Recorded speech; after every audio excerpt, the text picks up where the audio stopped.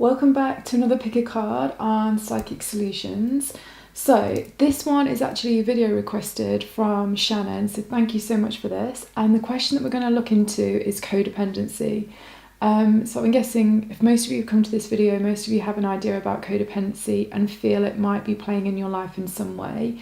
I was actually going to do this as what your inner child wants to tell you about codependency, but then just as I was setting everything up, my spirit guides came in and said, no, do it with what Pachamama, Lady Gaia, wants to tell you about codependency.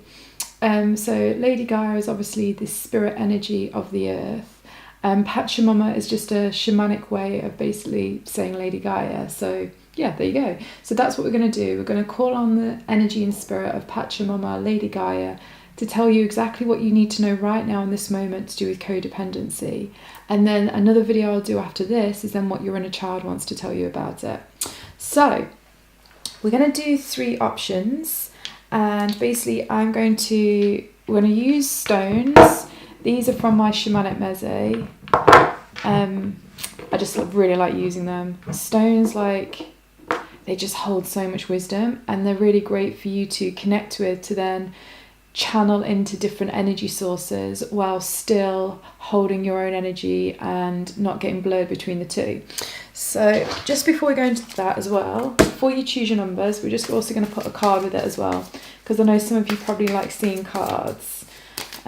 So feel into yourself, still yourself, and then just see, is the answer about codependency to do with this stone? And the card that goes with this one is this card here, Rainbow Road. So that's message number 1. Message number 2 is this stone. And the card that goes with that is this one. This one, Lover's Way.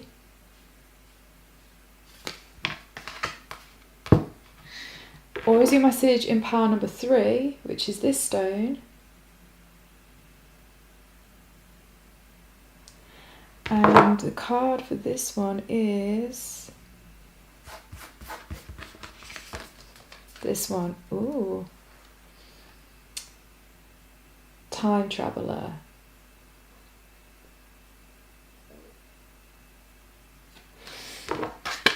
Cool, so like I say, just go with your first initial response. You might find that you get more than one pile flagging up. Just totally trust whatever you get and go with it.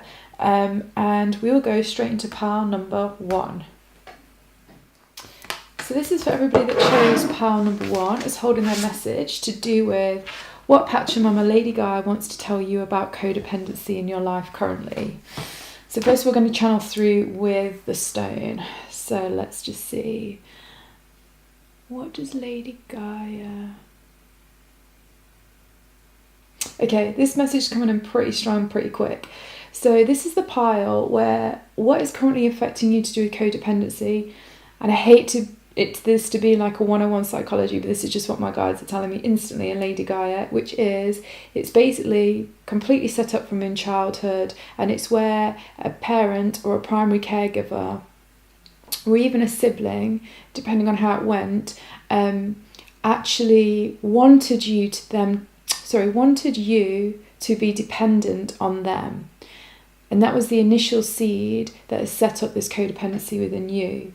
I'm getting that what happened was the parent, the sibling, or the primary caregiver, whoever it was, they actually had codependency themselves, and they didn't have enough love within themselves, and therefore by you being dependent on them in some way actually gave them a sense of value and a sense of worth, and they felt appreciated.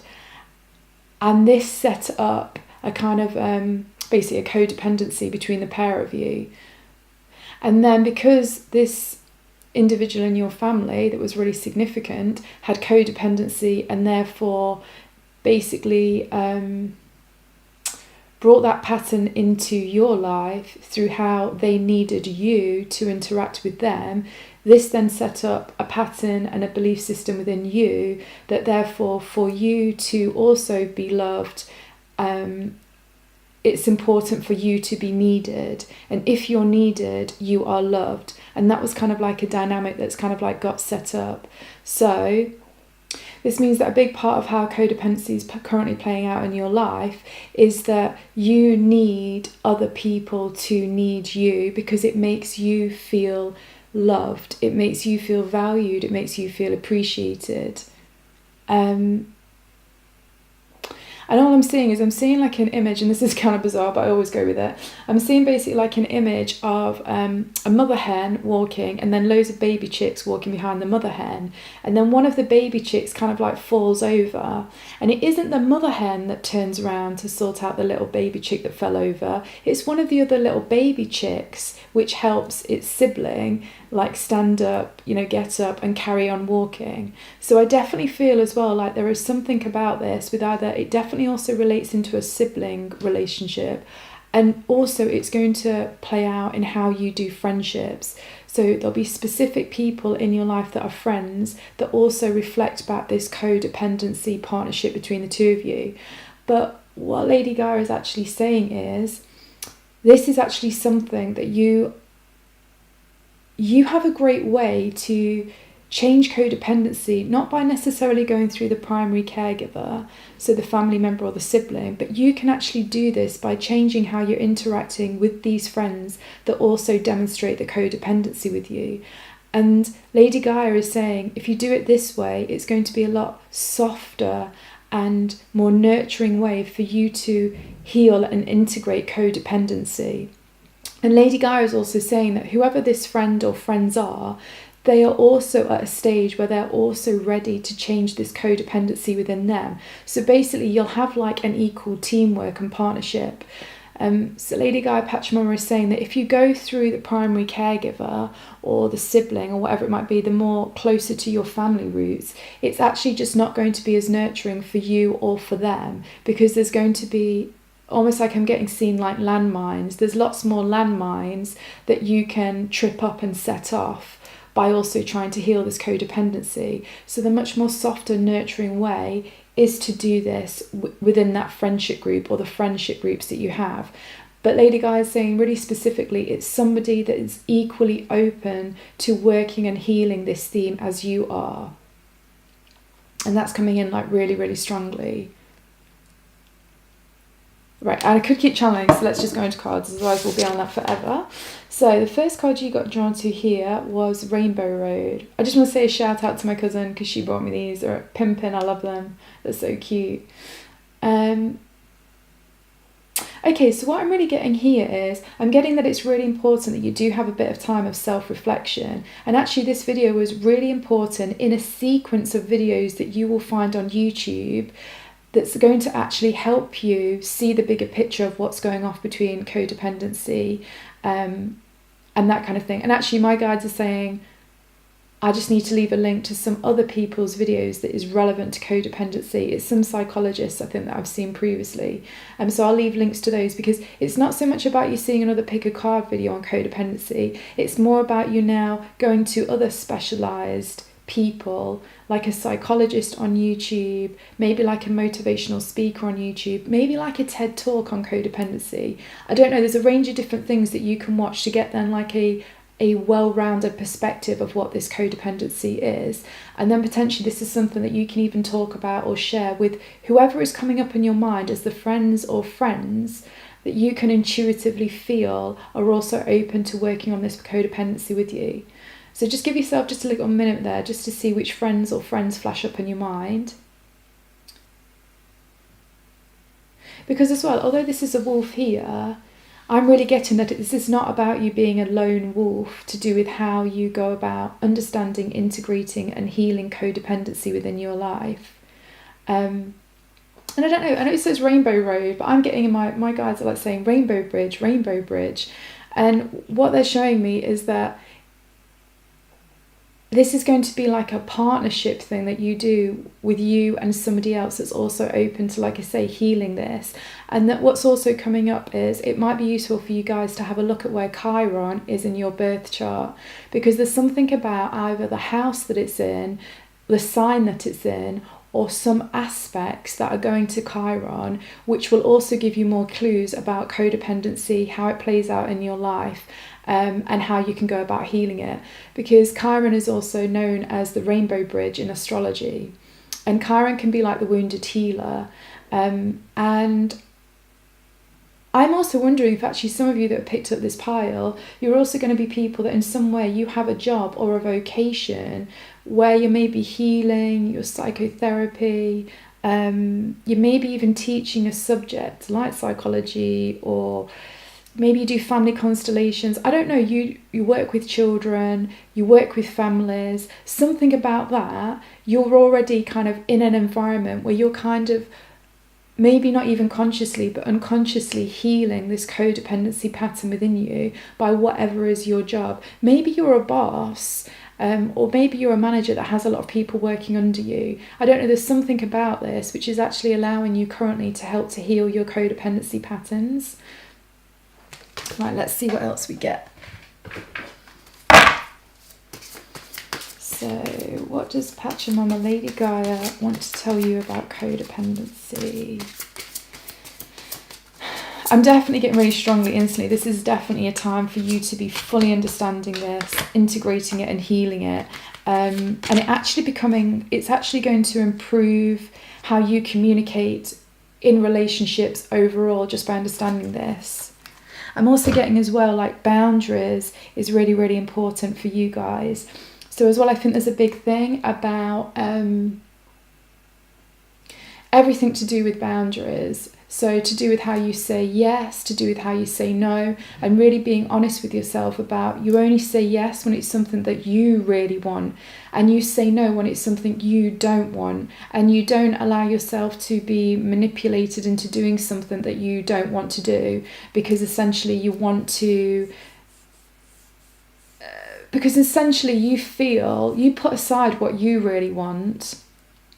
You're putting aside what you really want so that you can help somebody else, because of this thing about, when I'm needed, I feel loved. But the thing is, you going about that means that, number one, I'm guessing that sometimes your lives have been quite chaotic, or there's been quite a lot of drama that's gone off, because you have, in many different sort of scenarios or setups, essentially got attracted to situations where people need helping, where people need fixing.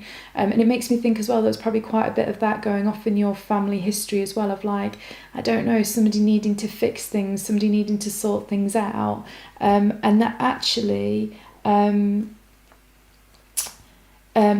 kind of created like a little bit of an energy beacon in your energy field, which is then sent out a signal of basically, what needs to be fixed, I'll fix it. What needs to be fixed, I'll fix it. So life has either brought lots of different people into you that essentially have issues that you've tried to help them fix, or like maybe you randomly will attract those kind of people to you, or even you have attracted situations which mean that you are constantly having to heal and fix your life.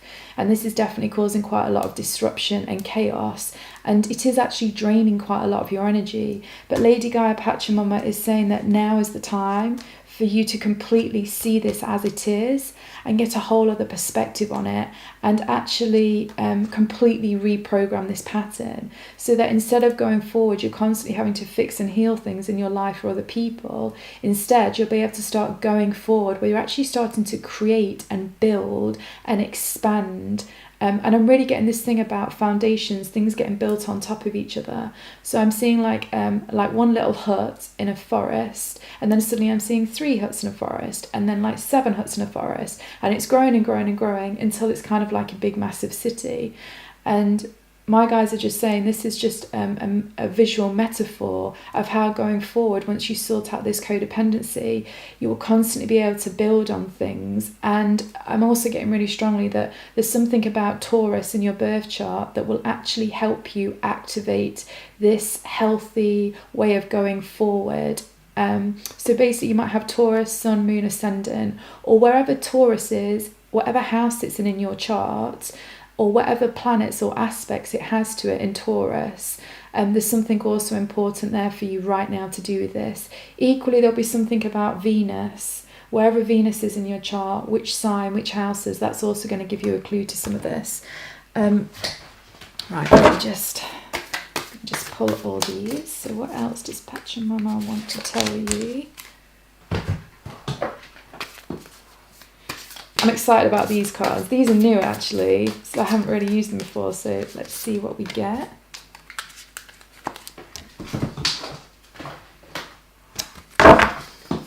And these ones are new. These are super cute. These are animal cards. Always love an animal card. So what else does Pachamama Lady Gaia want to tell you about codependency? Right, let's see. So I am going to read reversed. So we have Page of Pentacles. Oh wow. We have Six of Pentacles. Oh, and we have in reverse the Tower card. Wow. This is what I'm saying as well about this whole kind of thing of like, this is a moment for you going forward where you completely restructure things and you completely turn things around and see everything from a completely new perspective. And it really is this time now. Oh wow, Moldavite, Star Child. Oh God, you guys are super empathic. You guys are super, super empathic. And that is also partly what set you up to do with codependency. Oh, nice. Manifester.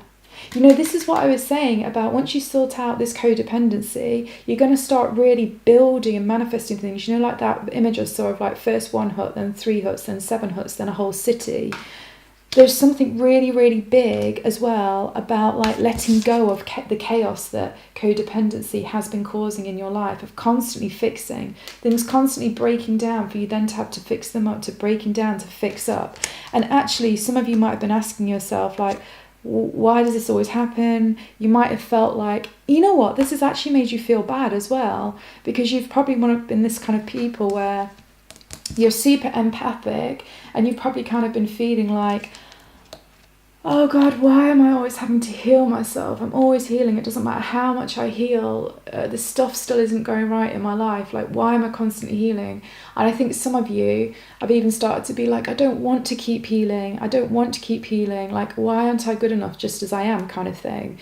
And I'm really getting as well that a lot of that story is coming from this energy beacon that's in your energy field to do with codependency. I do actually have a video on my See It Like a Psychic channel about energy beacons, so I'm not going to explain them here. But if you feel drawn to it, then go and watch it and see what you feel about it. And then what do we have here? Oh, Jade. Wow, take action. I think it's so funny that the manifestation card and then this Jade, take action. And look, it's even trees in a forest. And this is all reminding me of that image of like the 1 hut in a forest and 3 huts in a forest, 7 huts in a forest, like a city everywhere. You know, Pachamama Lady Gaia really wants you to know that it really is time for you to be creating what it is that you want. It's really about creating what it is that you want. But you see, this will be the thing. It's really important that you get an understanding of how codependency has been playing out in your life, because it is important for you guys to actually change that pattern of believing on some unconscious, for some of you it might be conscious, some of you subconscious, some of you unconscious, that, you know, for you to be loved, you need to be needed. Like, this kind of belief is really, really setting up, like I say, a whole load of situations that are just, you know, bringing people to you who are either chaotic, or bringing situations in life to you that are chaotic. And that is ultimately what has been blocking you creating some of the things that you have really, really wanting to be creating in your life. And this as well, whenever I see this, I always think of this as this thing called give, receive, share and grow. And I always remember one time me and my brother like basically had this idea channeled to us when we were doing something. I can't remember, it was years ago. And I've actually got a picture on my Instagram to do with this and words on it, so I'll leave that below. But there really is something about there really is just something about it's really important that you are stopping to try and fix yourself, fix your life, fix other people. And now it's really, really, really about creating what it is that you want. What it is that you want. And also, what it is that you feel really, really called to be doing.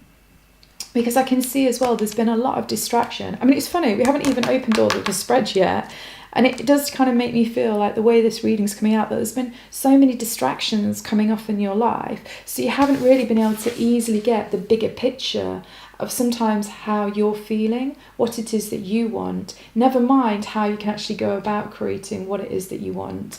And yeah, so I think it's really important that you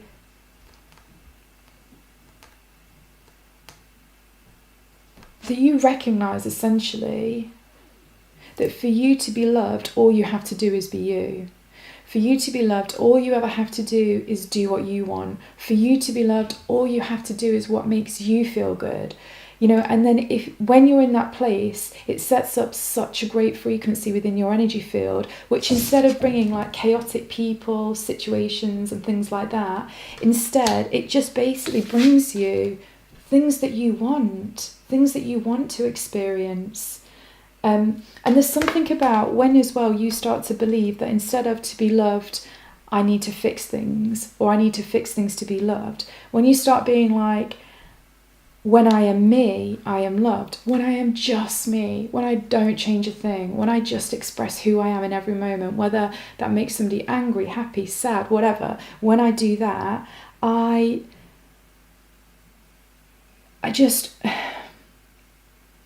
feel safe being on earth then. I feel safe being on Pachamama's earth. I feel safe being on Lady Gaia's earth. Because there's something as well about you people, because with the Moldavite card here, Star Child, this is for really empathetic, can I say that word? Sensitive, intuitive, sentient beings like yourself, where you know, some of you won't have ever felt maybe completely like you've belonged on earth, or you maybe didn't feel completely like you belonged in your family. You know, there's something about that. And I suppose this reminds me a little bit of this, my guides are saying, like the lone wolf looking for his tribe, like the lone wolf looking for where he feels safe. But one of the ways to actually get that is to, first of all, feel safe within yourself, like feel like it is not just okay to be you, it's awesome to be you. And my guys are just flashing up another video on my channel, See It Like a Psychic, for the highest potential of Leo archetype. Watch that. It really explains this thing about how awesome it can be to just be you and how that attracts amazing people and situations to you. Now, 20 minutes into this video, let's just see what this one is, since we haven't looked at it. Oh, cute. I love these cards. So it says Panda, balance. Ask how to bring balance to the situation and into your heart. And I think that's really interesting that it comes after the upside down Tower card as well. And actually how the Tower card is in between two cards that talk about balance. Because Six of Pentacles is absolutely, you can even see the scales here. That's completely also about balance. And like the panda, I know that as a power animal, it's very much about balance of yin and yang energy. Like how the panda is both white and is both black. So is both the yin black and the white yang. And so there's that thing about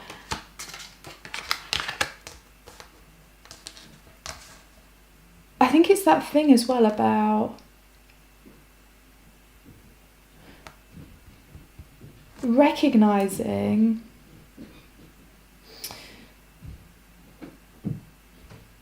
just 1 second, it's just 1 minute, it's not quite coming through, just give me 1 minute, my guys are just trying to say something to me and I'm not getting it. 1 minute. It's recognizing, wait a sec. So the thing with the balance is just recognizing that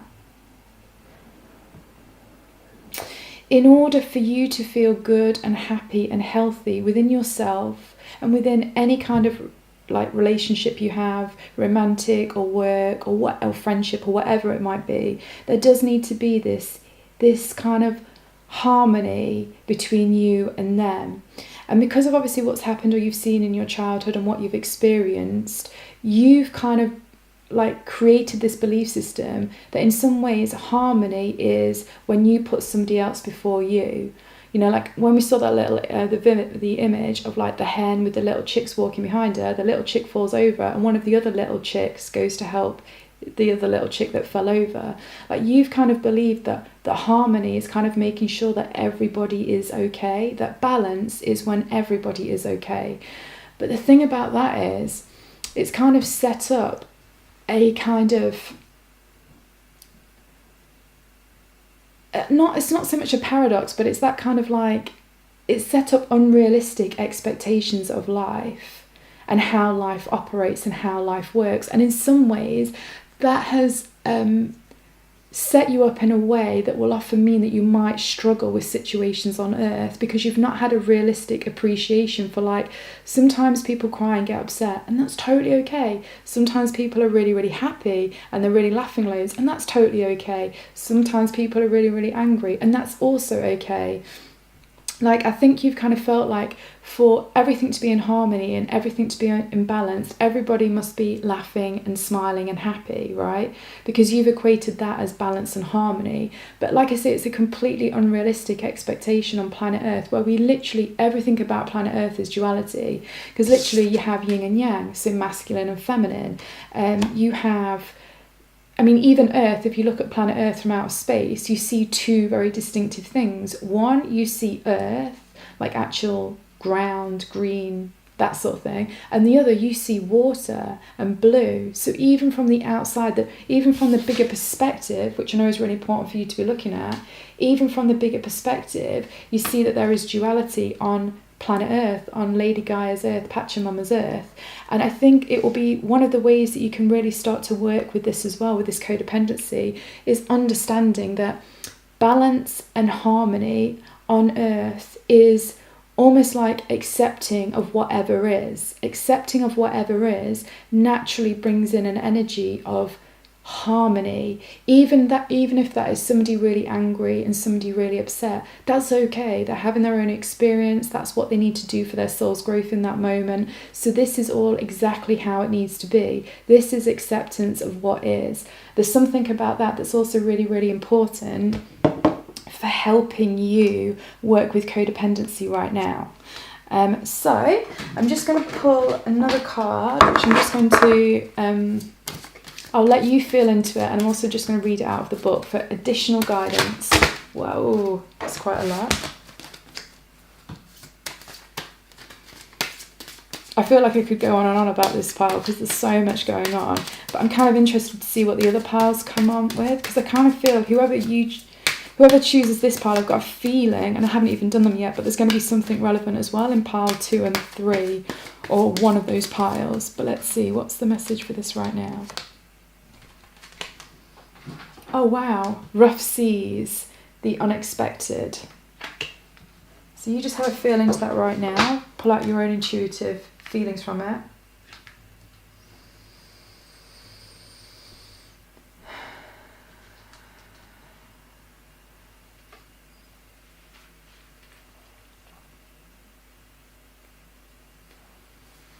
Okay, so this is what it says in the book. It says the unexpected.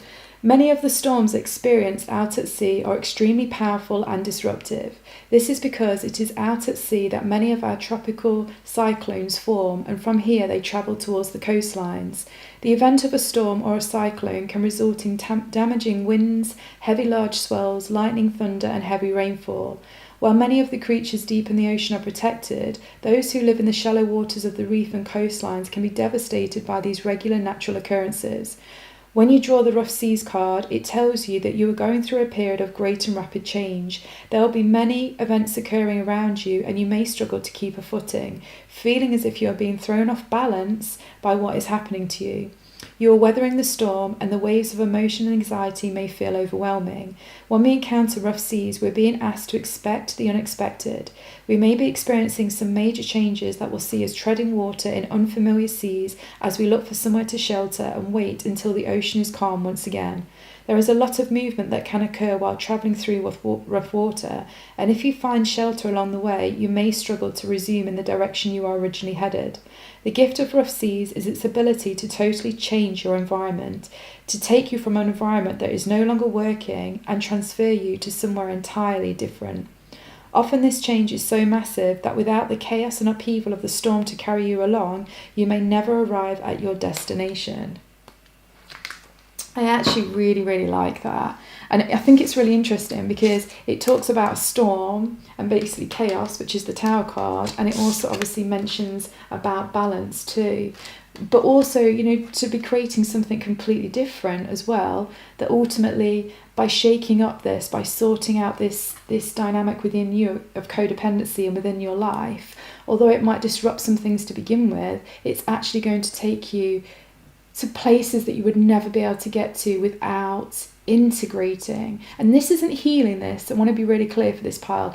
This is not about healing codependency. This is about, like what we talked about in the beginning, this is about becoming self-aware of it. This is about observing what codependency is, what it is within you and what it is within your life, and then finding a way to integrate it so that it works for you. This is categorically not about healing.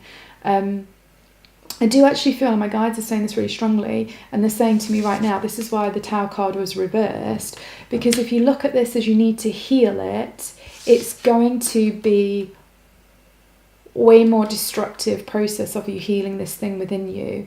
It's going to be like Tower moments. And also my guides are saying as well that if you look to heal this through your primary caregivers and your relationship with them, it's going to be really disruptive. It's going to be really, really disruptive.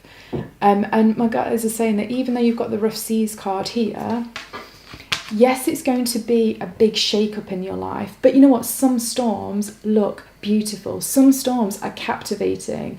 Some storms kind of like fill you with awe. When you hear like the lightning and the thunder, and there's almost something a little bit, and I get tingles on my body when I'm saying this, like really magical about it. Because my guides are just saying right now, actually, that when we have storms that are that traumatic on planet Earth, it actually, for the moment that it's happening, it completely shifts the electromagnetic field, only for only in like small moments, but it does it enough for essentially different information and downloads to come onto planet Earth. And my guides are saying that's exactly what can happen to you guys if you don't look to heal this, but you just look to observe it. And then you'll get lightning shot moments of how to move forward with this. And at the same point, I'm getting another video. God, guys, I can't believe how many videos. There's other resources you can look at. It's on my channel, and it's the highest potential of the Aquarius archetype. And it literally sort of talks about this and how ideas can come in. So if you feel drawn to, also have a look at that. But I totally get as well this thing about sometimes feeling like, oh my God, I don't feel like I belong on this planet. Or, I definitely get it in a planet way, but then I know some people as well get it as like, I just don't feel like I belong in the family that I was born into. And, it definitely gives this feeling of feeling unsafe. And Lady Gaia is like really saying like it was, one thing is like, she's saying it is safe to be on her planet. She totally protects you. She really, really does. And she appreciates that you are a sensitive soul. But like she always looks after all of the like sensitive animals, sensitive plants. She looks after everybody just as much. And if some plants need or some animals need a bit more nurturing, she basically creates environments so that they can receive that nurturing. And she is saying that's exactly what she has created for you on planet Earth. It's just a case of just you recognizing that it's there in some way.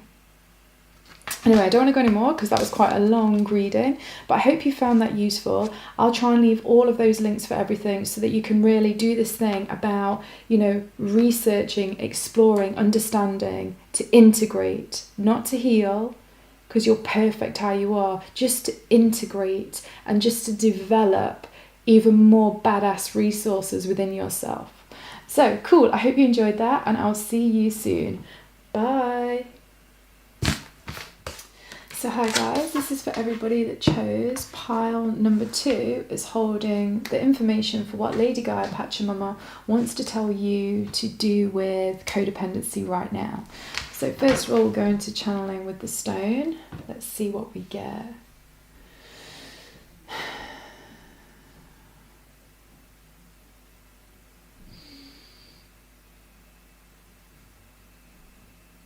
This feels really, really nice. There's something about you guys that feels really, really nice.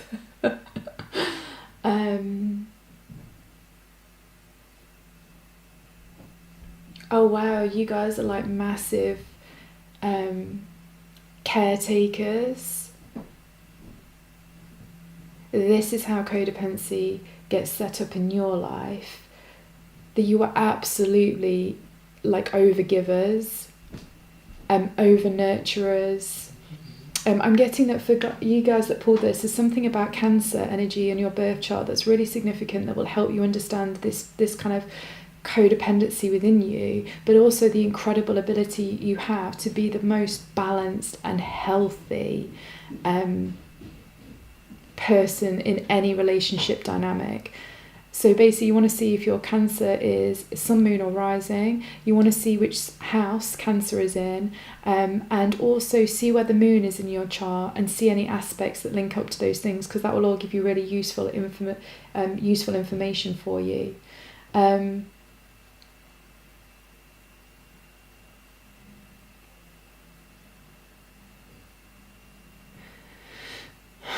I am really getting as well that you guys really, I actually can feel that for some of you, not all of you, because remember this is a general reading, but for some of you, you guys actually use food as a way to also comfort yourself when basically you feel overwhelmed by what is going on in your life or in your relationship dynamics. I'm getting that actually a lot of you, if ever you, whenever you put on a bit of weight in whatever way that be, I'm getting really, really strongly that this is actually because it's not actually a form of protection like you often hear about, but it's because you are unconsciously doing this to try and keep yourself afloat in situations that are ultimately emotionally overwhelming you. So it's kind of like, I would say that basically it's not even like you're overly putting on weight, although you might think it might be at times. It's more that you're just getting a bit of bloating because your lymphatic drainage doesn't sort of work quite as well, because kind of like you're unconsciously trying to increase the buoyancy within you so that essentially you feel like you're not drowning in situations. And I feel like this is particularly to do when it comes to relationship dynamics. And also your relationship with yourself. So when you feel like things are basically overwhelming, either physically, mentally or emotionally, depending on what sort of person that you are, you sense that lack of control, and that lack of control in your life, you then seem to, for some reason, use food in a certain type of way. Now also that's for like quite a lot of you. For some of you though, it's just that you use something outside of you in order to make you feel like you can gain some control back into a situation. So, you know, for some of you, that could be any kind of like, it could be any kind of behaviour which you're then using as a coping strategy, and it's actually almost like you're a bit codependent on whatever that strategy is. So for example, I use the example of eating, but it could be anything, right? It could be smoking, it could be drinking, it could be binge watching on Netflix, it could even be going to the gym, it could even be detoxing. I mean, you can use anything, right? And you can use it in a way that ultimately ends up becoming codependent. And I'm getting that that's something that you do when you start to feel like you don't have control in your life in some kind of way. And I don't even think it's really, I just think it's just something to be aware of, because if you can sense that you're suddenly starting to do that, then you just need to ask yourself questions like, how am I feeling? And how do I need to take care of myself so I can then get back to a place of harmony within me? And I think as well when it comes to relationships, because I do really get the feeling for people in this pile with this card here, the Lover's Way, that this is definitely something which is currently or will be currently impacting your romantic relationships. And also if you feel you have a specific calling, like a life purpose. So like I have a best friend that's working on, I have two best friends actually that are working on becoming writers. So in some way, this codependency is actually something that you need to be mindful of, to do with maybe what's happening with something as well to do with your life purpose, like the thing that you're really passionate about. So it's either something to do with a romantic connection, or it's something to do with like a life purpose thing, something that you're really passionate about. That's currently how codependency is sort of playing out in your life in a way that is...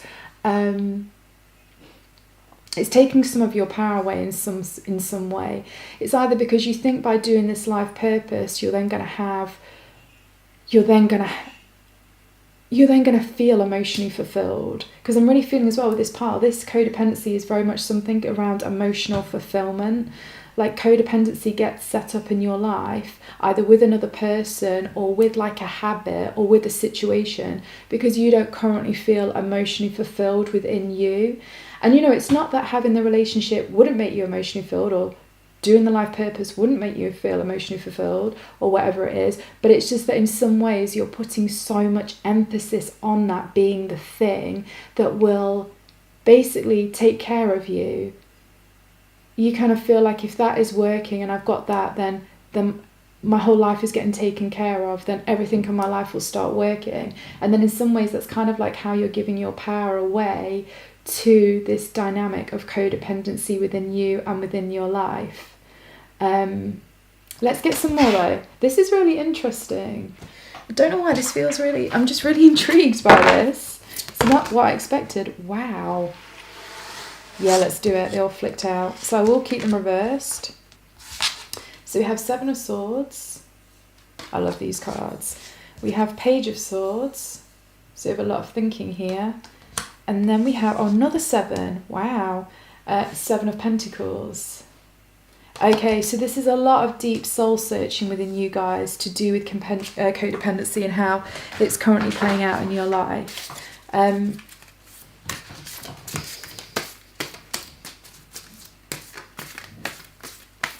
I get this feeling as well that like once you shift your perception of what we were talking about thinking that something outside of you can essentially emotionally fulfill you and it will make everything in your life great, once you change your perspective on that, it's going to free up so much in expectations that you have had to make a relationship work or a project work, or I don't know, have the ideal body that you want, or whatever the hell it is. It will take all of that expectation off those things in your life, and actually without you realizing it, it's actually become like an anchor, and it's like been pulling you down, and it's been kind of slightly lowering your vibration to do with those areas in your life because of all this expectation and pressure on basically that this thing, once it happens, once it goes how you want, you are emotionally fulfilled and all of your life is getting taken care of.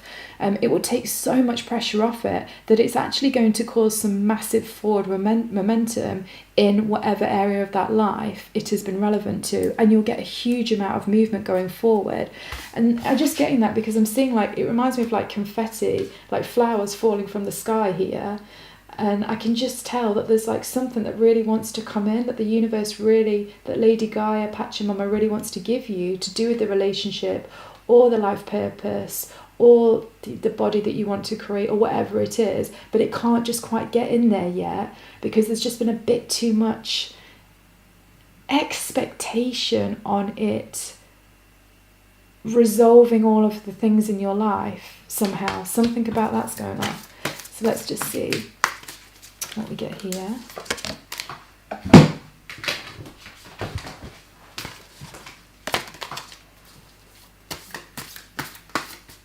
But this is the thing as well, like from the very beginning, like I was channeling with the stone, there's something about you guys that you just generally feel you've got a really nice vibe about you.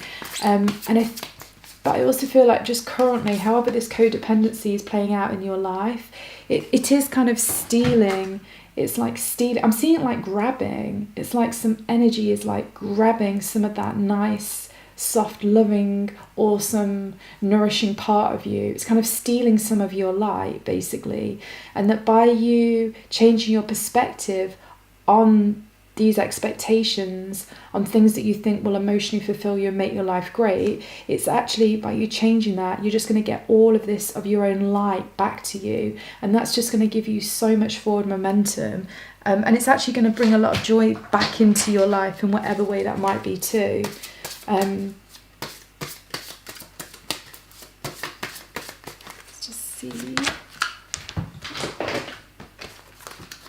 Do you know what? I really didn't expect this to come out. I don't know why I never really thought about codependent. Well, no, I did know that it could be to do with like substance abuses or stuff like that. And I knew obviously you could have that in relationship. I didn't necessarily think about it in to do with your own passions or life purpose or something like that. But it just goes to show.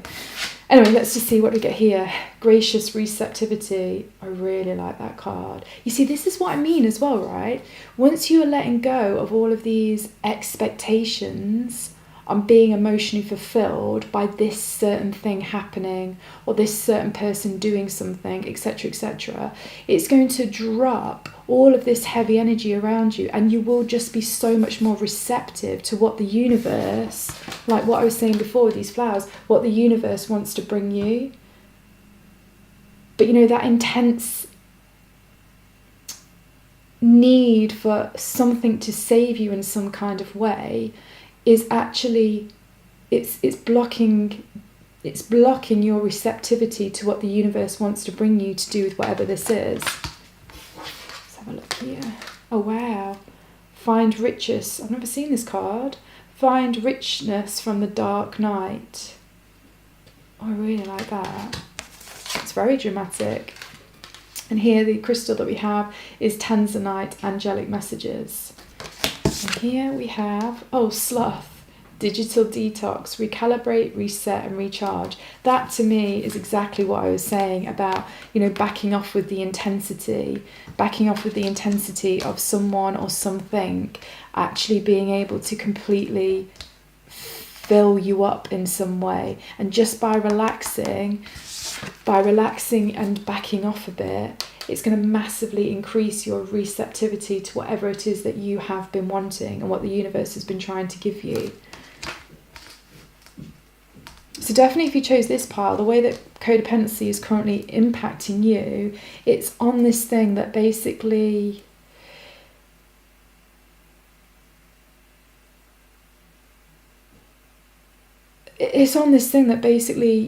you will feel emotionally fulfilled and all of your life will be taken care of, and you'll be super happy when just this one thing happens, when this relationship works, when this life purpose direction happens, when I get the body weight that I want, like something like that. And that is the reason why I've been drawn to this reading, is it's because for you to realise that is a complete kind of like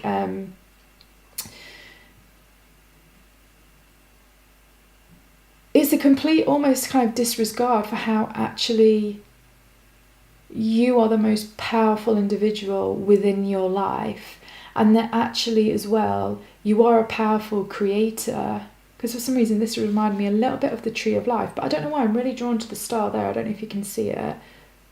And that actually makes me think this is also linked into a slight bit of a blockage in your soul star chakra. I've got a blog on that on Facebook and Instagram, so I'll leave that there. So if you feel drawn to that in some way, go and check out that resources. But there's kind of like a slight bit of a block in being able to receive what it is that you've always wanted.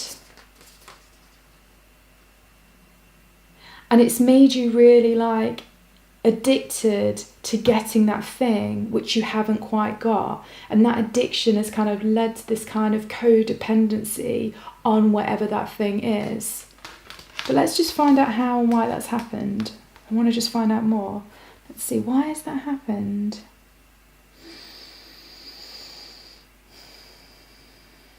Why has that happened?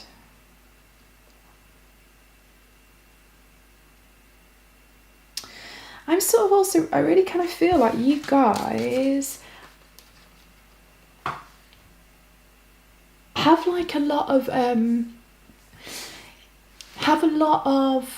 ability to tap into super consciousness. So I always think of that as like the 12th house in astrology. I think of that as like the sign of Pisces. I think of that as like the planet Neptune. So look where any of those things are within your chart, because there's something about you guys which is actually super receptive to be able to like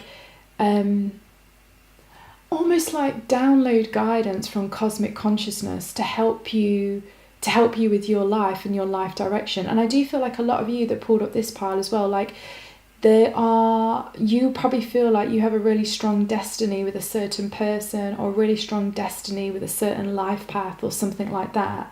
And it's something you feel, but currently maybe you haven't been able to realize that in some way. And part of this is very much about it's about letting go of control in some way. It's like it's being able to recognize that yes, you do create your own reality, but at the same time you are a co-creator with the universe, with Lady Gaia, with Pachamama, with angels, with God, if you believe in that, or just whatever you believe in. Like, you are a co-creator with this other kind of part of reality. And it's when your reality and this other part of reality come together that then you get what it is that you experience. And it's kind of like being able to trust. It's being able to trust that essentially, life will look after you, will take care of you, just because you are you. And so this also makes me feel that there's quite a few of you in this pile that came from a childhood that actually didn't feel safe for some reason. Like, I don't know if like a big traumatic incident happened when you were really young. For some of you, that'll be the case. For some of you, it might be that there was a lot of disruption between your primary caregivers. Maybe even some of you kind of moved around quite a lot, or maybe like one family member always, like a father or a mother, always worked away from home a lot. There was something that was set up in your childhood which has meant that you don't often find you didn't often feel safe in some way, and I'm feeling that for some of you that then meant as well that you then overcompensated for that by trying to create a safe space. And this is what made you become a caregiver, and this is what made you kind of like become an overgiver in some way. But the overgiving has then kind of like unbalanced you to do with being able to receive, because obviously give and receive is this dynamic that happens almost like a yin and a yang. Now, if you're an overgiver and you're constantly overgiving and trying to take care of people or situations, or even trying to completely take care of your own life, right? You're giving so much that you're not actually holding a frequency to allow yourself to receive something back. And that's definitely something that I'm kind of like getting here. So I'm also feeling like as well, for some of you, you are people that are,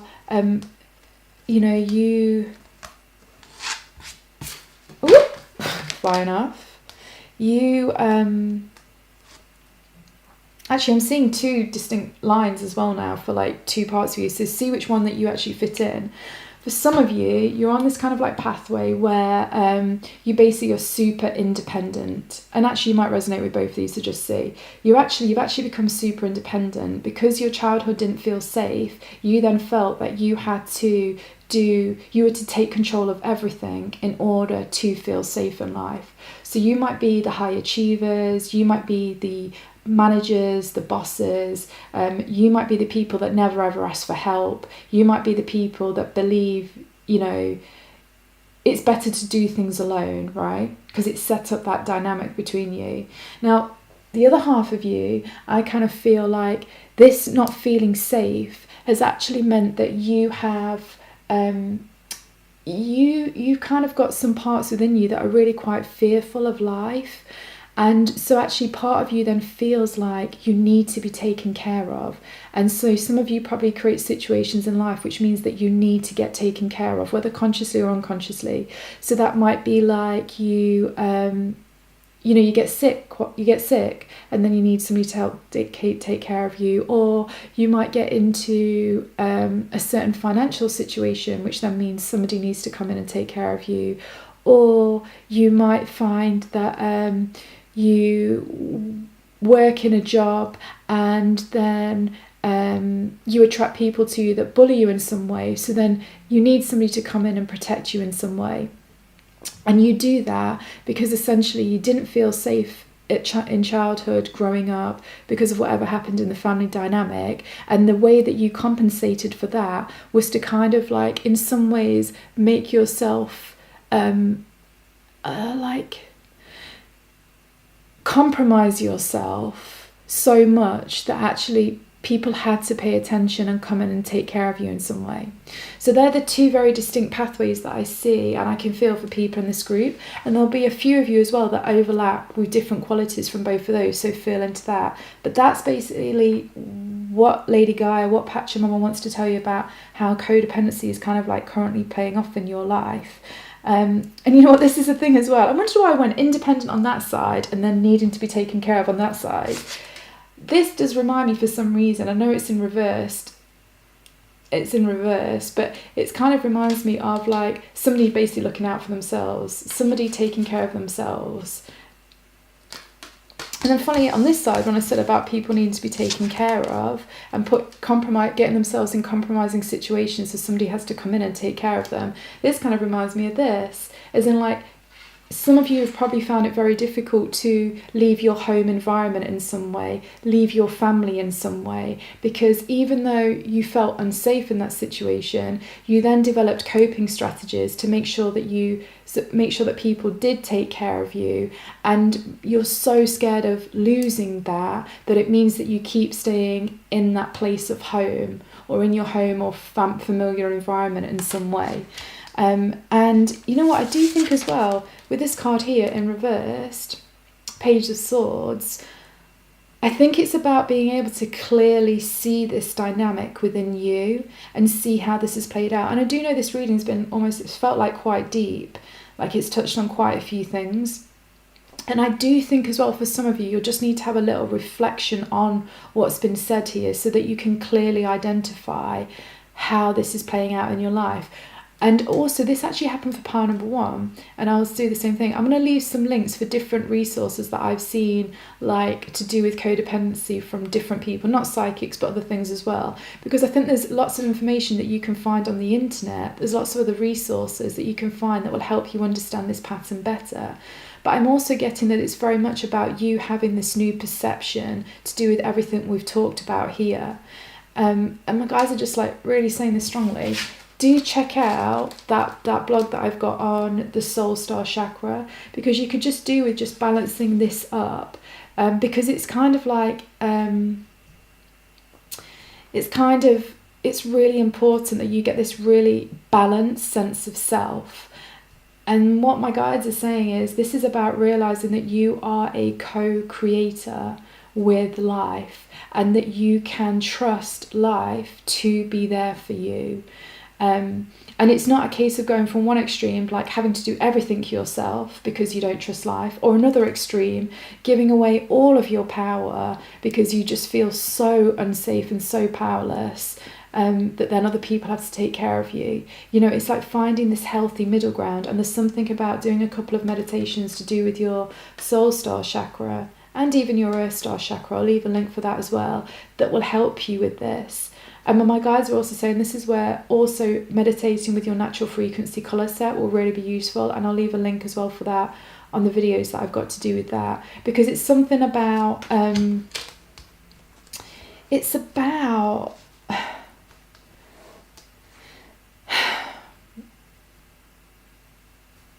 just one second, because it's not quite coming through. Just give me 1 minute. Sorry, just my guides are trying to say something to me. I'm not quite getting it.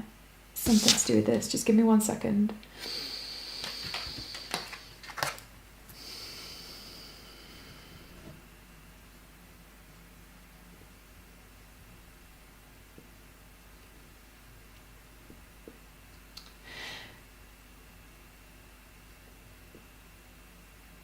Yeah, this is something about like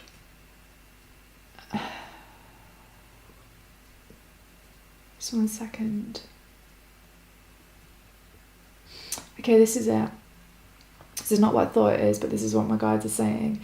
Also, something about this codependency, it's impacting your connections with other people and your relationships with other people, because I feel like a lot of you do all or nothing.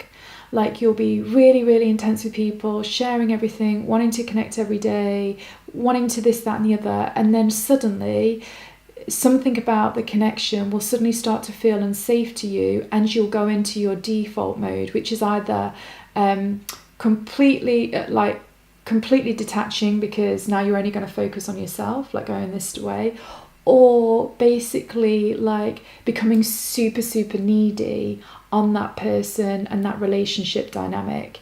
And then either way, it kind of takes you out of this balance. And I'm really getting that, because I knew this was, I couldn't work out what they were trying to say, but where it says here, digital detox, it's kind of like, you know, people that basically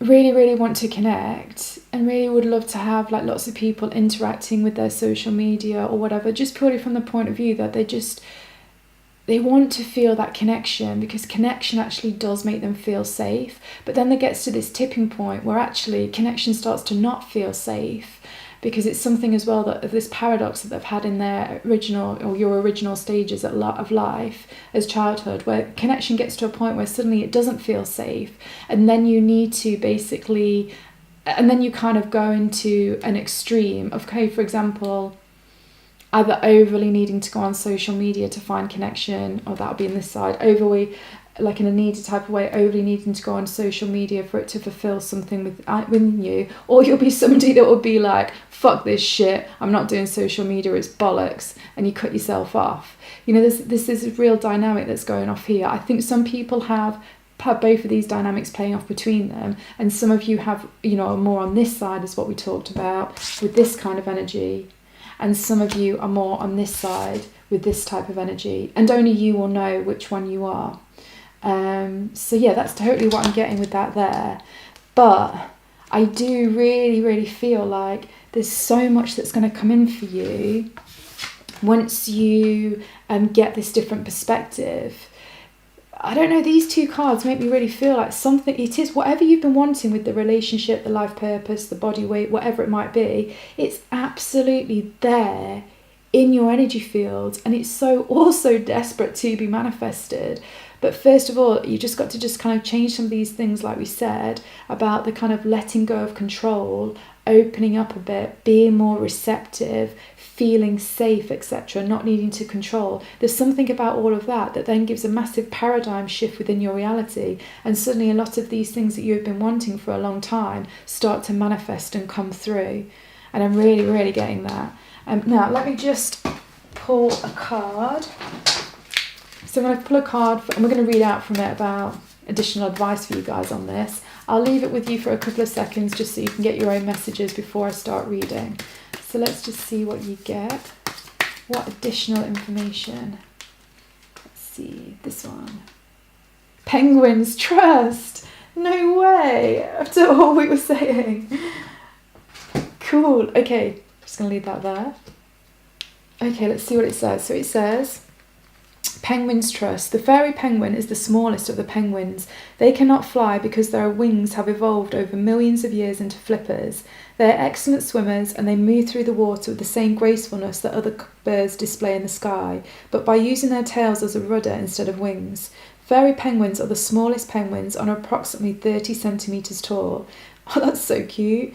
Fairy penguins are the only penguins that nest on the mainland of Australia. Penguins are family orientated and often stay in groups. During breeding season, both partners take turns looking for food and remaining with the chicks.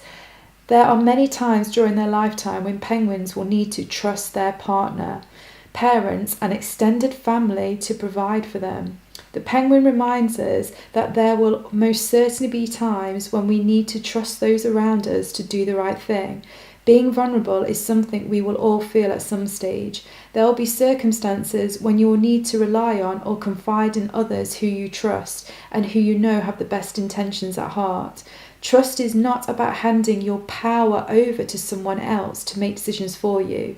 It is about having people who love you and want to help you and support you in the choices you make. You trust them to be honest, open, and supportive of you, especially in times when you need someone who can provide a safe haven, somewhere you can rest and repair. The penguin is here today to ask you to look for a friend at this time that you can confide in, someone you can trust. Oh my God, I totally love that message. And that's everything we were saying as well. And actually, I don't think I ever quite said the word trust, but that's perfect. Because when obviously I was saying about, you needing to, when you don't feel safe, you feel like you need to control things. And that's the thing. It is about finding that place to be able to trust so that you don't need to control. Because when you don't need to control and you trust, that's when you step into this super receptive energy. And that's when the universe can start to bring you everything that you have actually been asking for. I just think that's awesome. I'm really pleased that card came out, because I don't think I ever actually said the word trust. And yet, you know what, that's mental. I didn't say that, because that's such an important thing, because that's the whole thing. When you don't need to control things, it's because you trust.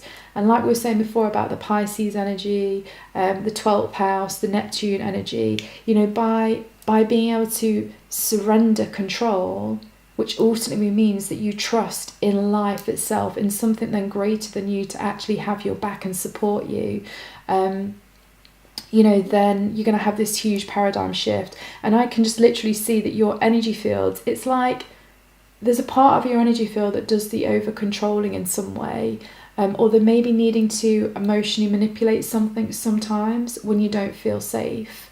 And actually that part is a bit like, it's a bit discoherent. It's like it looks like a scar, actually. It actually looks like scar tissue in your energy field, because like all the parts of that energy field, like the fibers and the connections, are all a little bit distorted and not in harmony. And there's something about when you kind of like work with this and you really start trusting with life, like over time, it's just going to like iron out that scar tissue in your energy field to do with having to overly control or emotionally manipulate when you don't feel safe. And that's just going to, I don't know, it's actually going to make this new energy beacon, which is actually going to draw things to you, which means that you get people and life situations that are incredibly encouraging and supportive, and almost like you'll get quite a few good luck things coming into your life. I can really see that for you guys. There'll be quite a lot of amazing opportunities that come in, almost in a good luck way, purely because you're now relaxed and you're open and you're trusting. So I just think that's totally awesome. I'm excited for you. Lots of nice things coming your way when you just completely go into that relaxing mode. So I hope you enjoyed that reading. I'll leave the links for things that we discussed. Please like, subscribe and join my channel. Leave any comments. It already helps my channel grow and I really appreciate it. And also, if there is any sort of reading that you would like me to do collectively for everybody, just message me or leave a comment below. And if it feels like it's tapping into loads of people's energy, we'll totally do that video for you and everybody else. So cool. See you soon. Bye. So hi there, this is for everybody that chose pile number 3. It's holding their message for what Lady Gaia Pachamama wants to tell you about codependency in your life currently. So let's start with the channeling with the stone. Let's see what we get.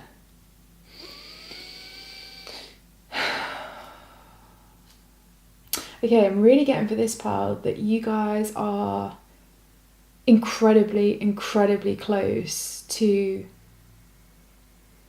fully integrating any wounds or incoherent vibrations to do with codependency in your life. I'm getting that literally you're literally just on the threshold to going into something new, but I'm also getting that there's a situation that whenever you listen to this reading, there's a situation coming in either now, has just been, or is just about to come in, where it's truly going to test you to do with codependency. And this is almost like I don't want to say it's a test, because it's not a test. It's more like this is an opportunity for you to see if you can beat your personal best. So like what I'm seeing is like, I'm seeing like a track event, and the metaphor is like an athlete is coming and they're not so much worried about what everybody else is doing, because they've just got this time in their head that they want to beat the clock for their personal best. And they're doing this very much for them and their own sense of achievement. And that's kind of like the vibe that I'm getting, that is important for you to think of when this situation comes up, which will be almost like an opportunity for you to put everything you have learned, everything you have, all the self-growth that you've done on yourself. It's an opportunity to put all of that and practically apply it to a situation that the universe is giving you. Like, that's completely the way that I'm kind of seeing this. I'm also getting as well that basically you might have a little bit of anxiety when this comes up in whatever way. Like, you might overthink about it a little bit. You might be somebody that maybe, like me, when I get anxiety, I can like my whole body starts to like slightly shake and vibrate, and I can feel like all the organs in my body suddenly just like, I don't know, like almost like humming with like intensity. So you might get something like that. Or, you know, you might just like, maybe you might be somebody that has a tendency to try and ignore it or something like that. So just whatever kind of like pattern of coping strategy you have to do with anxiety, just know that you might start to feel a little bit of that anxiety in whatever way you have it when this opportunity arises. And the reason is because it's actually like it will actually paradigm shift you ultimately. And I'm really getting that it's a real like big moment of an accumulation of everything that you have learned. But more like you've been training for this moment is kind of what I'm getting, to do with this theme of codependency. You've been training for this moment. And really as well, like Lady Gaia is just saying, just enjoy the moment now, just enjoy this. Because you're ready to come to this situation again and make very different choices, and it all go really, really well. Like Lady Gaia is really saying that this will work out well for you. And even if you're going to feel a bit uncomfortable, like doing something slightly different to do with codependency in whatever way it impacts you, it's going to work out well for you, and it's going to completely shift your reality in some way. Like, I'm really, really getting that. Let's just have a look here. Time traveler.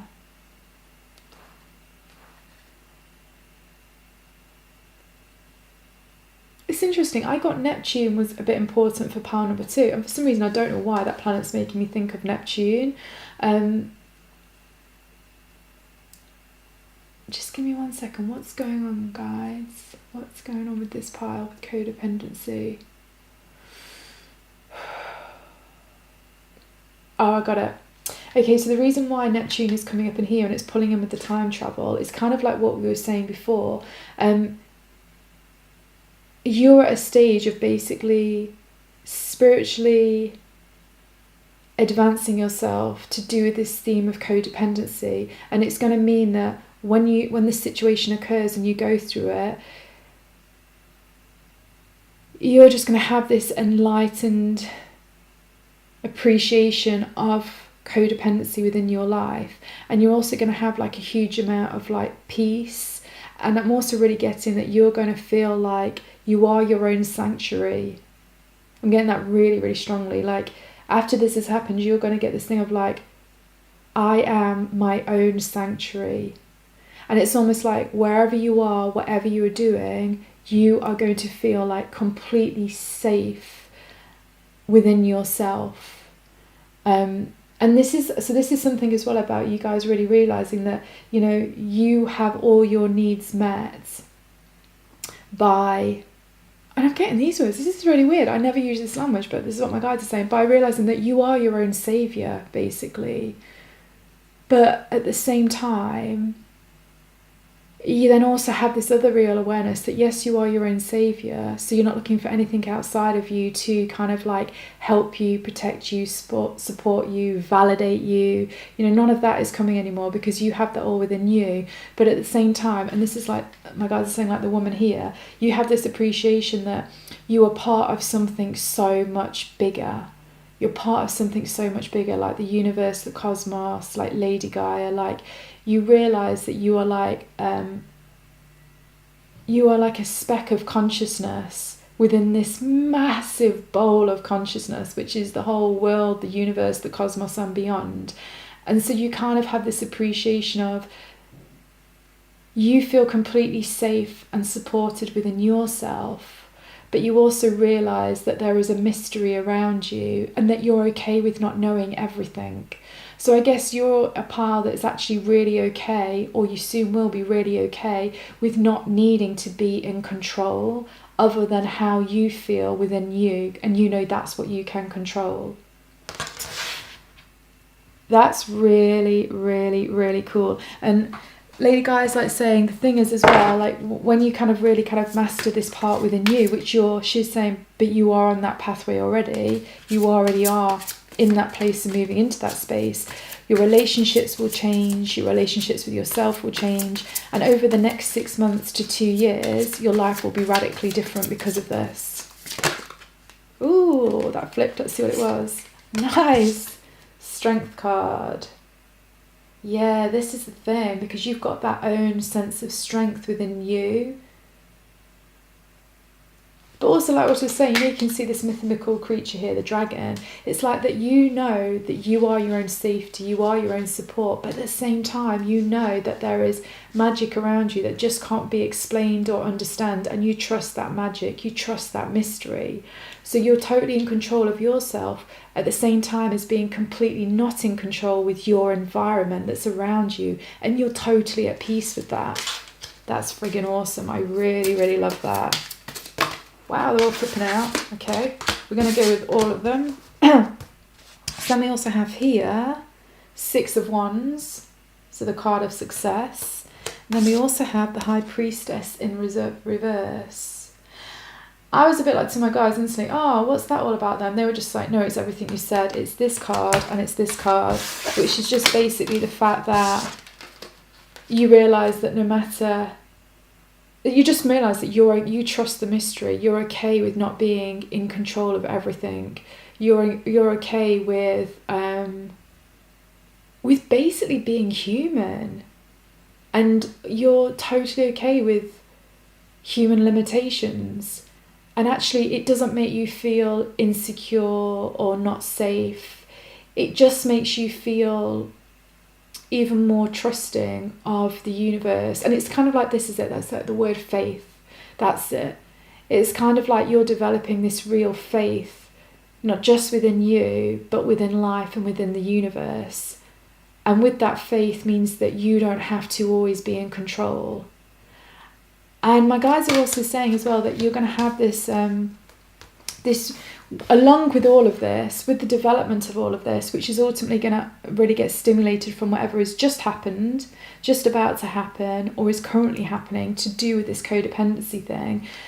With all of this, it's going to give you this incredible perception and expectation of time, and time from an earth human perspective, as well as time from a soul cosmic perspective, and that you'll be able to bring these two awarenesses together, and it will mean that always going forward you actually have a great belief in you and your life and your situation, regardless of what is going on, because you kind of understand universal timing.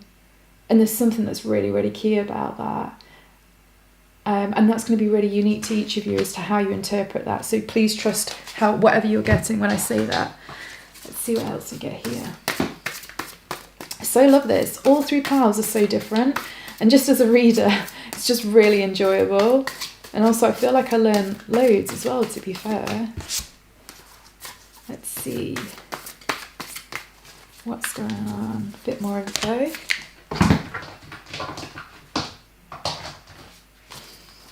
I'm really interested to see what card comes out of these for you, because this is a Lemurial deck, and I do kind of feel like your souls are currently playing with codependency in a really multi-dimensional way, and I do actually feel like other beings are currently around you, supporting you on this journey right now. So that's a combination of like angels, maybe souls that you might have known in a past life, but in a past life way beyond the earthly reality, more like Atlantis, Lemuria, that kind of thing, or even from another planet.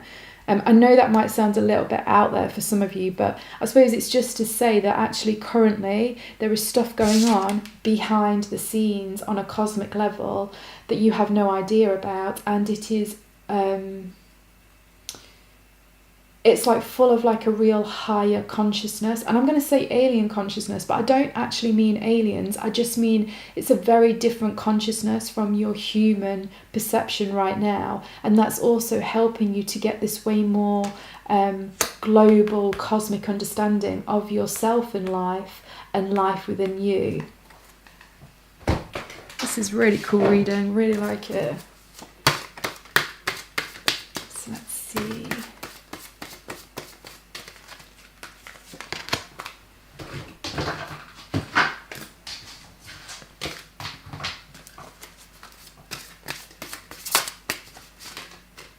Whoop. I love these cards, they're so cute. Oh, I'm going to take it. 2 pops out. I'm just going to go with it. Didn't have that in another pile, but we'll go with it. Right, let's see what we've got.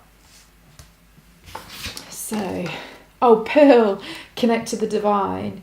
You see, what was I saying about this complete and utter, like, understanding that you don't control everything, but you're kind of part of that mystery, and that you're okay with that, and that you're getting the idea of like universal timing, you're getting the idea of like other cosmic energies around you or beings around you that support you on this journey.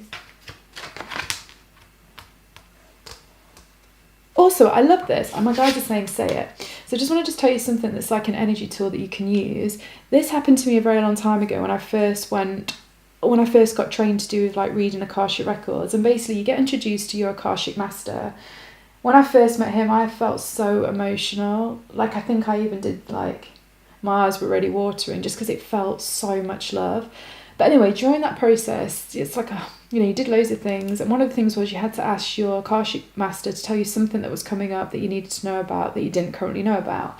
Mine said about somebody returning into my life. And at the time I was like, oh, for fuck's sake, don't tell me this. It's taken me years to get over this person, to fully let go and all the rest of it. Now I feel like it's really irresponsible you telling me that they're coming back. So I actually basically had a little bit of an argument with my like new spirit guide. But they're compassionate, so it's fine, and they know I can be an idiot, so they're totally fine with that, and they accept me as an idiot, and I accept myself as an idiot, so it's all good. But anyway, they were like, look, let's just tell you about this tool. They were like, there's a thing called an energy totem. What this is anytime when you're in meditation or you receive guidance from somebody or anything, particularly in a meditative type of way, like if you're a tarot reader or you read cards or whatever, you just need to ask that guide, that spirit energy, if they're telling the truth, to show you your energy totem. Then if they show you your energy totem, you can trust their guidance. And if they don't, then you can dismiss it, okay? Now my energy totem, so you can just do a little meditation, just ask yourself to be shown your energy totem. It can be absolutely anything and it'll be unique to you. But anyway, my energy totem, they said, oh, yours is a pearl, okay? So they like showed me this pearl, but the pearl they showed me was like half pearl coloured and half black. And I was like, but why is it half like pearl coloured and half black? And they were like, that's the second key with this. First of all, you can ask somebody to show you your energy totem. If they give you the right energy totem, you'll know it's correct and their advice is sound. If the colour is different, all it means is what they're saying is true, but you're not currently able to completely take that on board and integrate that. And clearly that made sense to the situation, because I was pissed off that they told me this person was coming back and I clearly was not fully open to what they were saying. So that's why my pearl appealed half pearl colour and half black. But because it was still a pearl, I knew that that was the correct guidance. And then basically, I think about, 10 months to a year after that, then this person did come back and a whole connection and everything was different and changed. So this is just like a really useful tool to use. So I've actually got a bit of a post on my Instagram as well to do with energy totems, and I will try and do a video on it in the future on my other YouTube channel, See It Like a Psychic, but I'll leave a link for that below. See if you can just meditate, get shown your energy totem, and then obviously just work with that, because I do feel like with a lot of this energy, you guys really, like I say, you probably are quite good meditators, or you probably do lots of like, maybe your dreams are very active to you, or maybe you're quite in tune and psychic, or you're quite intuitive. Whatever it is, you're at a stage where actually you can start to bring in energy tools like this to further enhance your own psychic abilities and basically how you communicate with the universe, which I kind of think is all of these cards actually. I feel like all of these cards to me have got this vibe of kind of like communicating with the universe in some way. And so if that isn't something that you're doing, start doing it. But I actually feel like for the majority of you, you already are massive communicators with the universe, and actually this is all just going to go on to another level. And you might even have found that recently your meditations or your dreams or your insights have been giving you even more detail than normal, and that's like just confirmation that you are growing your abilities in this area. And it's probably, to be honest, why you've even come to this channel, because I try and use lots of this kind of stuff that helps people tap more into their own abilities. So anyway, let's just pull more and see what's going on. Oh, no way! Gracious to receptivity. Literally, pile 2 had this card. Interestingly, right, pile 2 had this card because actually they were sort of a bit blocking with being open up to receive, because they've got a lot of expectations on something to emotionally fulfill them, make them feel good. I feel like for most of you on this pile, there might be a couple of you that resonates with what I've just said. If it does, check out pile 2. But I actually feel for most of you, this is really about the fact that actually you are a gracious receptor. Like, this is this thing again.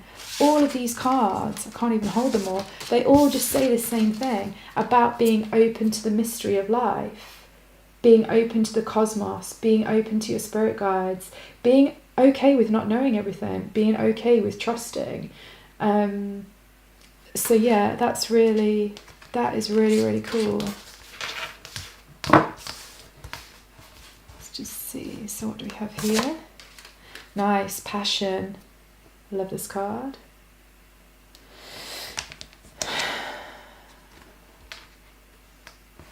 What I'm getting with that as well is, like, once this episode has occurred, so this one that I said is going to be specifically to do with codependency on some level, and I don't really feel like I have to overly explain too much about what it is you guys are working with codependency, because I feel like if you do, you already know about it, and if you don't know about it, you might have even just watched pile 1 or pile 2, which has kind of told you about it. But either way, I feel like this pile does understand what codependency is in themselves and in their life, and this is just really a confirmation that you're going exactly on that right path, and it's more just like telling you about what's going to happen as a result, as in the more gifts and abilities that you have. So then the other thing that I really do see as well that Lady Gaia Pachamama wants to tell you about all of this with codependency is that also, whatever has been your passion project, whatever has been something that your soul has really, really wanted to experience, it's something that actually, as of yet, you haven't actually experienced fully in this lifetime. So feel into what that is right now. Your intuition will tell you. That's actually going to start to come into manifestation over the next 6 months to a year as a result of you going through this current thing to do with codependency right now and reprogram it and integrating it and changing it in your energy field. And I would actually say that probably a lot of you are already starting to feel more drawn and stimulated and activated by whatever is your passion or whatever is the thing that you really want to experience in this lifetime. And I suppose this is the thing. And you know what, I've just had a real block, because sometimes when I channel stuff and I've done these readings straight after each other, I can't always differentiate between what I've said with one and another. I think I said on this one about the scar tissue in your energy field, which is just all going to get sorted out, and then it just brings amazing things into your life because that's all clear. If it wasn't this pile, it was pile 2, but I'm sure it was this pile. Like, because of that healing of that scar tissue in your energy field to do with codependency, there's like this new strength and vitality that comes into your life in that area. So that does really make me feel like this is like a person coming in that you really want that will be in an awesome harmonious relationship with you. It could be a friendship, it could be a romantic relationship, it could be a business partner, it could be all 3 of them.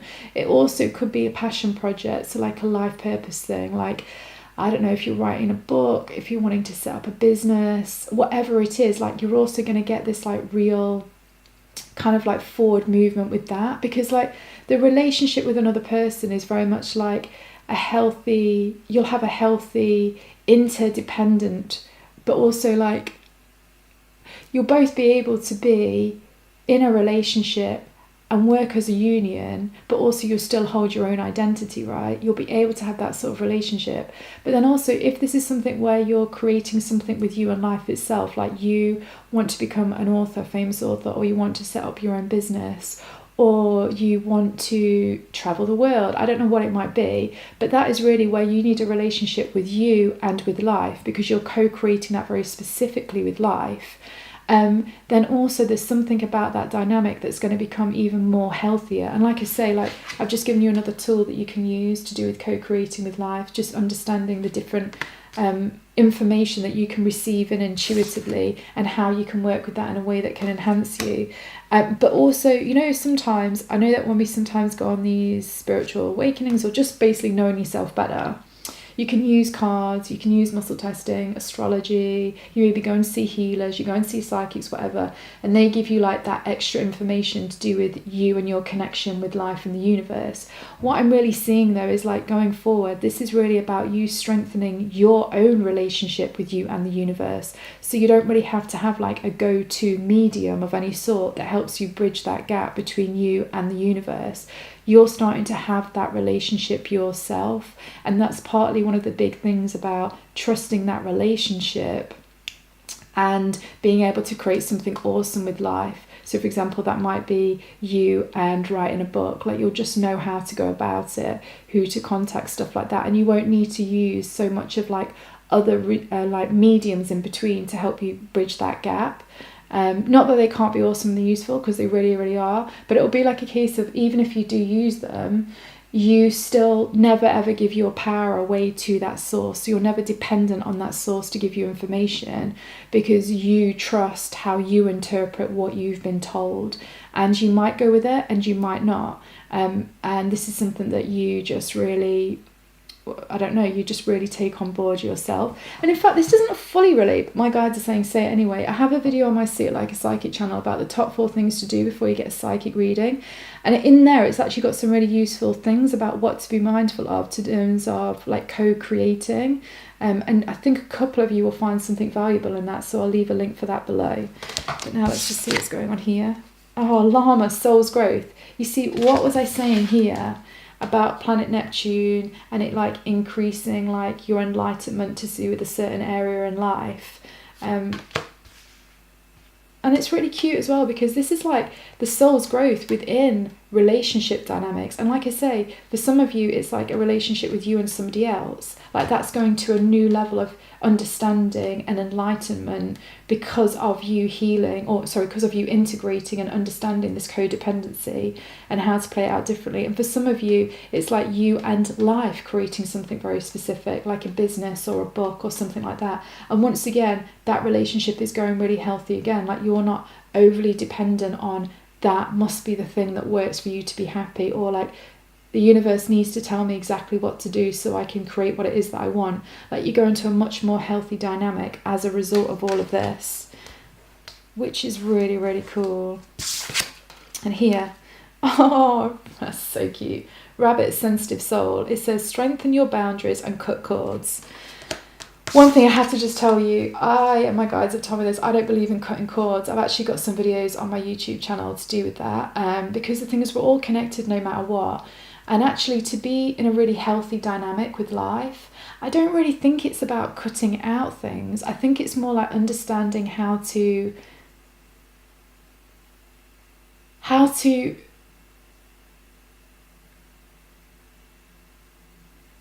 remain. Basically, it's not about cutting things out, but it is about understanding how to harmonize yourself with whatever your environment is doing. And I just, yeah, anyway, there's some videos on that, and I'll leave that if it's something that you're interested in. But what I do really see here with like strengthening your boundaries and the cutting cords is just the thing of, it's just, you know, realizing that as well, like the more sensitive and in tune you are with life, and obviously I can tell that some of you now have definitely started to really like strengthen your psychic muscles, your psychic abilities. You're definitely way more intuitive, that kind of thing. You know, as well as you becoming more sensitive to all of that kind of data, you definitely just have to be mindful that you also have healthy boundaries with stuff. And obviously the tool that I just told you about here, the energy totem, is a way of having not necessarily a healthy boundary, but it's a way of having like a really good psychic hygiene tool that can mean that you can use discernment. Because I do actually think like the more you get into psychic stuff, and the more you start to trust your soul and can collaborate with the universe, you definitely have to use discernment. I mean, you're doing life anyway, right? But it's just something that's really, really important to make sure that you don't ever also become too dependent on whatever you are being told or whatever, I suppose, you are even feeling. It's sort of like having that real, like, I don't know, kind of like maybe higher spiritual consciousness of realizing that even you are not your thoughts. You know, it's that ability to observe stuff and not really be too attached to any one thing that you're thinking or feeling. And then when you're not too attached to anything you're thinking or feeling, then you can apply better discernment within yourself. And it's almost like you have a better filter system as well for lots of psychic information that's coming through. And like I say, that energy totem is a filter system tool that you can use so you can discern what information is useful and what is not. And I can kind of feel like that's something that's been important or is important with this codependency, with you working through. It's you having the discernment to know what is healthy for you and what is not healthy for you. And like with the boundaries, I think it's realizing that, you know, sometimes there might always be people in our life that have, where they are more prone to play out a codependent dynamic with us, because let's say they are still vibrating at the frequency of codependency. Now, if you want, obviously you can go around cutting everybody out that isn't in alignment with you. But if you do that, ultimately, look, you're going to miss all of these awesome little companions and friends and family members and just experiences that you could have. So what you could actually do, instead of needing to cut people out who basically maybe are not, let's say, as much evolved as you are to do with the theme of codependency, you could learn how to coexist with them while still maintaining who you are and not getting pulled into that story. And I think that's like a big thing that's coming up for people here, like how you go about fully being a part of the tapestry of life without losing yourself or without shutting yourself out. You know, it's really being able to do that. And actually, my guys are just telling me there's two tools I can tell you about. One, I've got a video and it's got Rupert in. I friggin' love Rupert. He's amazing. He's a little palm, total sentient being. I love him. We did a little video together, and that tells you one boundary technique that you can use, because it's quite useful if you're going to be around people that still hold these lower vibration frequencies, but you don't want to get pulled into that drama. All you have to do is adjust your mind and your energy field to what it is that you want. And basically, this is a really good technique that allows you to not take on somebody else's intensity or not take on somebody else's emotions. Oh, sorry, 1 minute, my camera's going to... Yeah, sorry, it's a really good thing that tells you basically how to just not absorb somebody else's shit that they might be throwing at you, or maybe they don't want to be fully responsible for something they're feeling or thinking and they maybe want to try and dump it on you. So instead of you basically being like, oh, I need to cut that sort of person out of my life, this is a tool that you can use so that you can still coexist with them, maintain all of your own energy and not take on any of theirs. And I think that that's something really, really important. And I do really feel like probably this pile is a pile that has definitely had a thing about expanded boundaries, because you're naturally very, very open. You're naturally very, very open, very, very sensitive, very, very empathetic. I can never say that word. So I do feel like one of the things that you've probably been working with is that essentially you have been working with...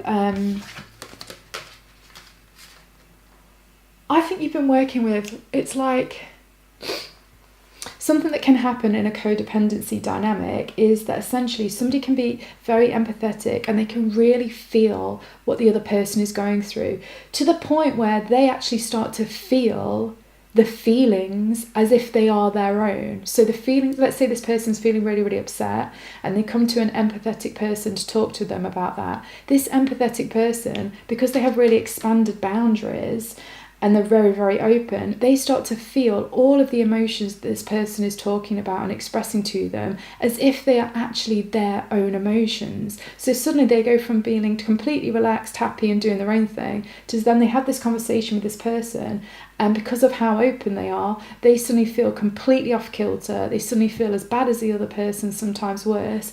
And because of that, they don't know what to do. And this is where quite a few people unconsciously, and I know because I'm one of them, and it's something I work on, just dissociate. Maybe they try and cut themselves out from that person by either being defensive and pushing the other person away, or just making up some excuse to have to leave and not get involved. Like, you can do something like that as a way to just feel like, to not feel overloaded by somebody else's emotions. And I do feel like that's something that this sort of like pile might sometimes be doing, or you have been working with, etc. So this is why this thing about discernment as well, like what we were mentioning about the energy totem, but really it's discernment within you, with your openness, like becoming aware of, like, when am I feeling somebody else's feelings as if they are my own, and that is then sending me off and putting me in a tailspin and giving me anxiety and all the rest of it. Like, think about, you know, that is something that I can see for some of you, you've been working on, and you will still be working on a bit. But like I say, that tool on my other channel will really tell you how to work with that. Another one that my guides gave me, and I've got this on a little Instagram story, I'll leave it here, I think I'll find it, is basically sometimes when somebody's trying to basically, let me just say it like this, dump their shit on me. Like, they don't want to take responsibility for something. And then because I've got really open, expanded boundaries, like, I'm an easy target for somebody to then be like, oh yeah, I can just go and dump that on there and it's filled. And this is all unconscious, remember. They're not meaning to be mean, and I'm not meaning to be that open either. It's just one of these things. But what I now do is I'm really aware when somebody's doing that to me, because I'll feel often my solar plexus heat up. Or, to be honest, now even my spirit guides will be like, they're sending this shit to you, what do you want to do with it? And what I do is I see it as like an animal, or animals coming towards me. So, for example, this very specific person in my life, whenever they're trying to, because they have codependency, that's part of who they are, and I'm fully accepting of that now. When they try to like send that energy towards me, I always see it as like ants. It's like shitloads of red ants. Red and like black ants coming all the way into my energy field, and I just turn around to the ants and go, nope, you can't come in here, you're gonna have to go back. And I'll be really like strong about it, and then I'll just see them like reverse and then go all the way back into that other person's energy field. Like another time I had it where somebody didn't want to take responsibility for something that had happened to them, and they felt I was to blame for it, and so basically they sent me like charging bulls coming at me, and I was just like, nope, I'm not taking any of that. So I visualized those bulls going straight back to the other person, and then I just set up the boundaries that is in the other video, like a black one saying I won't take on their energy, but then a white one sharing all the amazing experiences that I have had with that person. So, and this works so well. So maybe have a little think about those tools, and also be open to life and your spirit guides and your intuition giving you unique ways about how you can develop strategies that allow you to still be in the company of people that want to play out old story patterns and old dramas and codependency behaviour that you no longer want to do. This card coming out tells me, along with this one, there is truly a way for you to coexist in those spaces with those people without cutting them out. But yeah, it's about using discernment, it's about applying different psychic tools and understandings, and it really, I suppose, it's about you being the master of your own reality. So, I didn't think that was going to come out there, but that's actually what I have to tell you about codependency. Now, this video's gone on really long, I really apologise for that. Let's just pull one more card like I did for the others. For additional guidance with everything that we've talked about. I'll leave it for you guys just to feel into to begin with, and then I'll read out from the book. So let's see, what additional information does Lady Gaia, Pachamama, want to tell you about codependency? This one. Oh, nice. Innovation.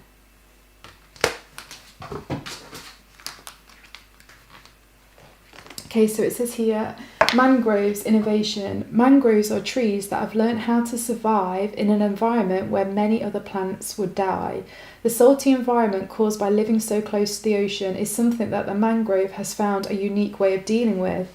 That's so friggin' cool, like what we were just talking about with energy tools. Anyway, they have roots that grow above the ground like little straws, which they breathe through.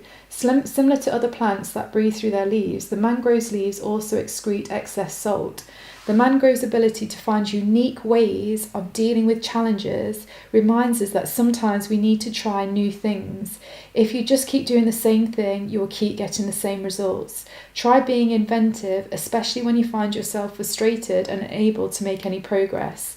Being innovative, moving outside of your comfort zone and looking for new ways to tackle old problems will be beneficial to you when the mangrove appears.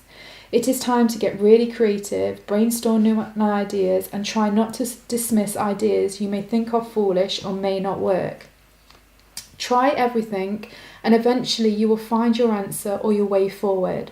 Mangroves challenges you to give things a try before you decide they are not worthy. Mangroves are strong and resilient, and that too is their gift to us. They offer us the knowledge that we too are capable of evolving and changing in order to better suit and work with our environment.